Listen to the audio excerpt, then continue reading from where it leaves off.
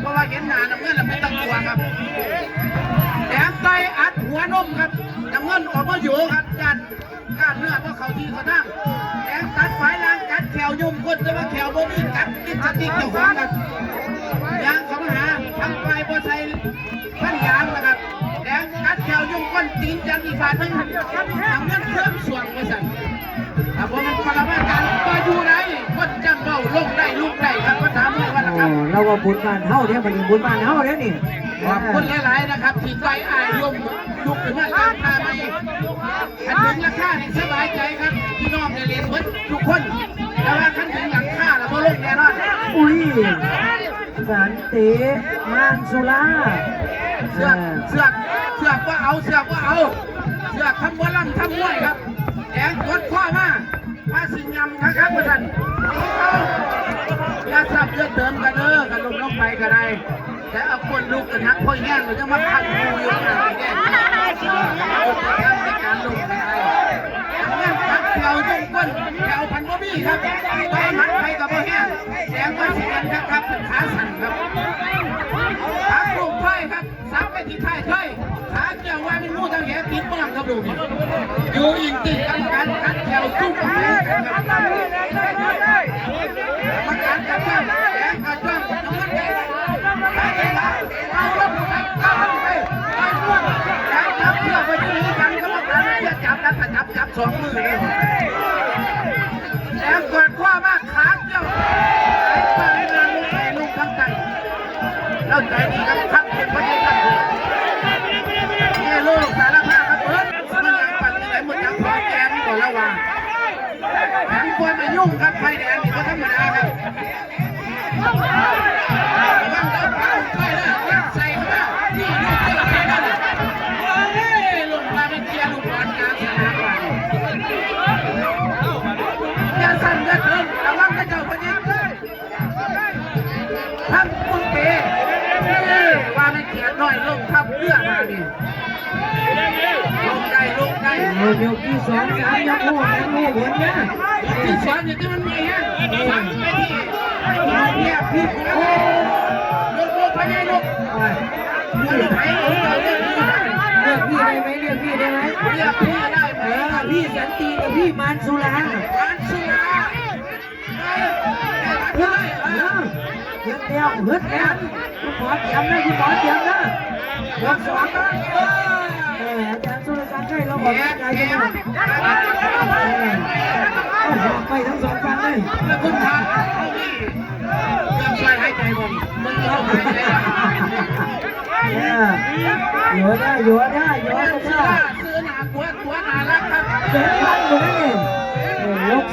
2รุ่นนี้วันที่11งานภาษีจะเริ่มหัวตะพาผมวางใจครับเพราะมันจะลำบากทั้งกรรมการลำบากทั้งหมอนะครับแต่ลำบากผมเป็นผู้ขอทุกอย่างครับแล้วไปเขา3เขาครับมันถอยออกมาอย่างจะเห็นได้นะจะเห็นได้นะได้จากเร็วกันเลยแดงใจน้ำมันน้ำเปียกลงมาไปใส่บาตรไปวางปีน้ำเราทำยังไงแต่ประการยังไงแค่นี้เพื่อนเยอะเพราะว่าเราได้เปรียบถึงขั้นกำกลัวครับจังหวะในโลกนะคนใจคนจนคุณหมอก็ไปดูแลหน่อยนะก็ต้องขอนะยาดมผู้สื่อข่าวเพิ่นเบิ่งเองครับขอบคุณหลายๆครับผิดพลาดประการใดต้องขออภัยพี่น้องครับอาจารย์บอยน้องคุณครับโปรโมเตอร์วันที่11จังหวัดอำนาจเจริญอำเภอหัวตะพานครับค่ายมวยศิลป์ครูเพียงครับขอบคุณมากครับคนเดินทางกลับก่อนก็ขอโชคดีครับไปเหนืออย่างข้าไม่ลองไต่ยาให้ข้าน้ำขึ้นพวกขามให้ข้าจะวางขาว้าครับสาธุขอบคุณหน่วยนะครับตอนนี้ท่านผู้ชมสุขุมนี่ไลฟ์สดให้คนทั่วประเทศดูเลยครับนี่คือนักประวัติศาสตร์ของบ้านตาสุกครับตีไม่ต้องดังครับตีไม่ต้องดังเยอะครับตีไม่ต้องดังเยอะครับเบาๆแต่เพราะที่หลักผมยกทุกกระดังพอแล้วครับบรรยากาศสั่งหยุดต้องหยุดนะครับห้ามแถมครับห้ามเลยป้ายครับในสายเราคือขั้นแถวว่าแต่วัดมันจะไหนก็วัดไปจะไหนเล่นนั่นนะครับแล้วนี่ครับของแท้แล้วครับ ประวัติไม่ต้องสืบแต่ว่าไม่มีรอยสักกับจำนวนมีเยอะกว่า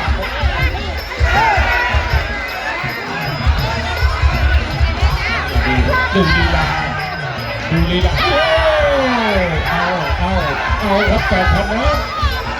โอ้โหคู่นี้ครับแม่ซ้ายน้ำเงินครับนี่ครับโดนแล้วขาจำลองโดนแล้วครับ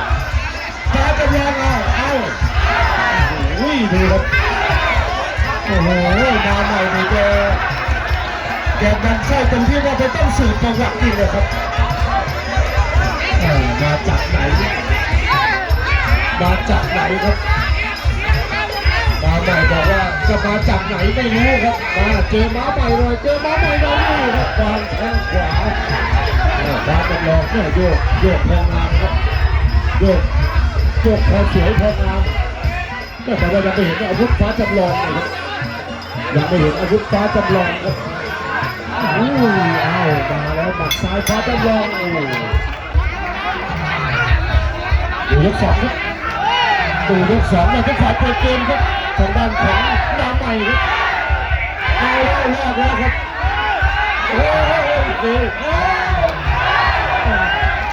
โอ้โหหากก็กระสับครับแดงแต่ว่าโดนรับโดนเลือดครับขวาต้องโดนครับติดใหม่มาใหม่กองเชียร์เฮลเลยสารพาครับฟ้าจะบอลเช็คช้าไม่ได้แล้วฟ้าจะบอลดักหนุยโอ้โหฟ้าจำลองพ่อแข็งแล้วพยายามจำลองให้เจ้าพ่อแข็งแล้ว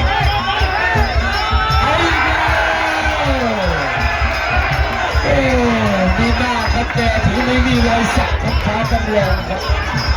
มีหน้าแกถึงไม่มีรอยสักครับครับมาใหม่นี่ประสบการณ์เยอะครับแบบยางครับ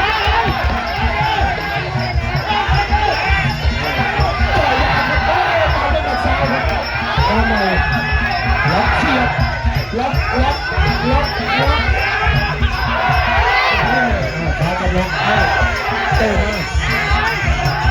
ผู้ใหญ่สักการไม่ทราบว่าได้ดูไหมก็เปลี่ยนคู่นี้ผู้ใหญ่สักการพาใจเอาไปลงจากตรง28 ธันวาครับแต่จะต่อยท้องแต่ไม่ต่อยจับยางครับมาใหม่โดนครับหนักซ้ายไม่โดนครับล็อกพยายามนะปาจะแรงจากตัวแข็ง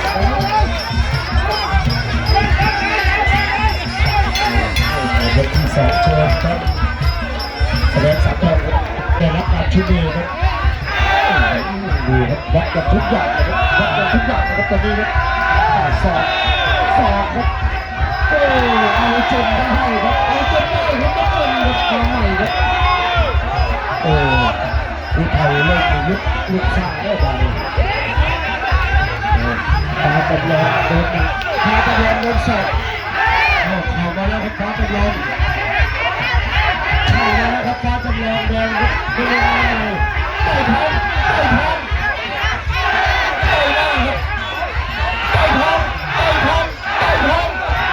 โอ้โหมาใหม่ชุดใหญ่เอาอีกแล้วครับโอ้ฟ้าจำลองทิ้งขาชุดอ่อนเลยครับโดนหักโดนเทครับมาใหม่นี่แกเล่นแขนสูงครับจ่ายางครับใต้ท้องครับล็อกโอ้โหฟ้าจำลองครับโดนแผลนี่เข้าไปดีต้องพึ่งเชือกนะครับโดนแผลนี่เข้าไปต้องพึ่งเชือกนะครับฟ้าจำลองยกที่3นะครับว่ากันต่อครับอยู่ที่กำลังนะครับแบบนี้ครับแต่ฟ้าจำลองวางแข้งครับโอ้เตะข้างขาครับแต่ว่าโดนหักโดนเทครับมาใหม่จ่อครับต่อยท้องเอาเลยครับต่อไปฟ้าจำลองพยายามขืน ขยับตั้งแขนครับ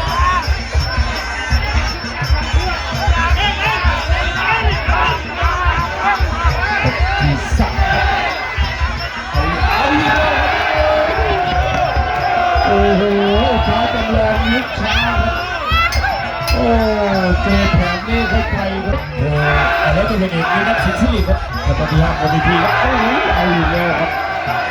โอ้โหลูกวิชาครับเขาบอกว่าลูกวิชาของกิ่งซางครับมาใหม่เอาอยู่นะครับเอาอยู่แล้วก็เที่ยวนี้ไม่ลงครับเที่ยวนี้ไม่ลงครับตั้งแขนไส้ไหลไหมไส้ไหลไหมฟ้าจำลอง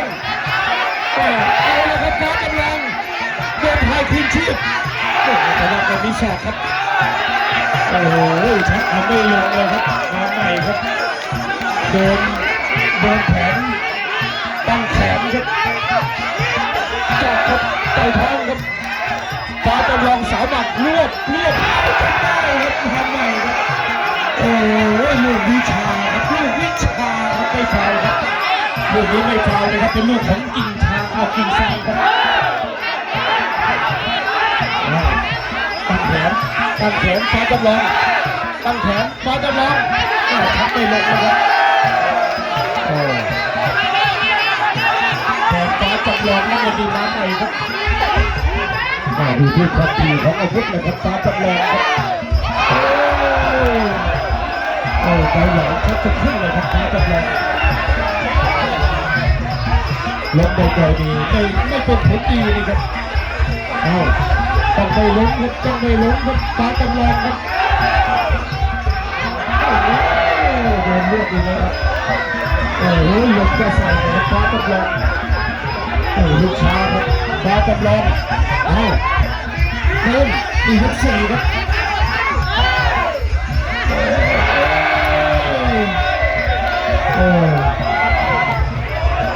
ดูชีพดูไพ่เตรียมเลยเด้อหมอสนามเตรียมเลยเด้อผู้เฒ่าแล้วเนี่ยผู้เฒ่าแล้วเนี่ย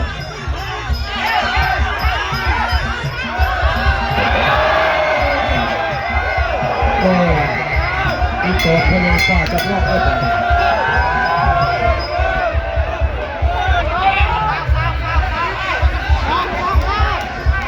คนสุดท้ายครับแดงฟ้าจำลอง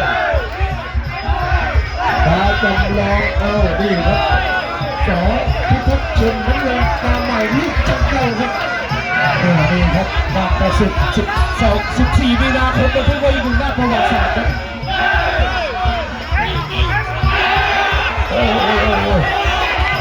ตาจะล่อง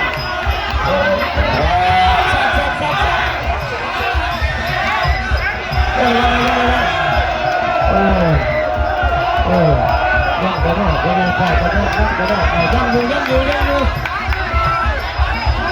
โมโหแล้วครับโมโหแล้วฟ้าจำลองแต่ยิ่งโมโหยิ่งโดนครับยิ่งโมโหยิ่งโดนครับฟ้าจำลอง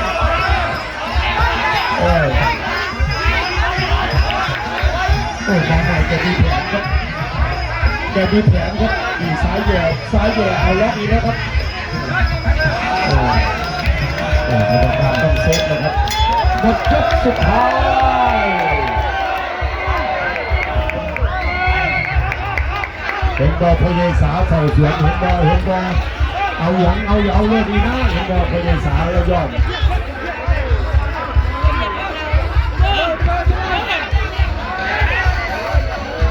ชูไปที่บาใหม่ลูกจังเก่านักเรียนทีมงานขึ้นมาถ่ายรูป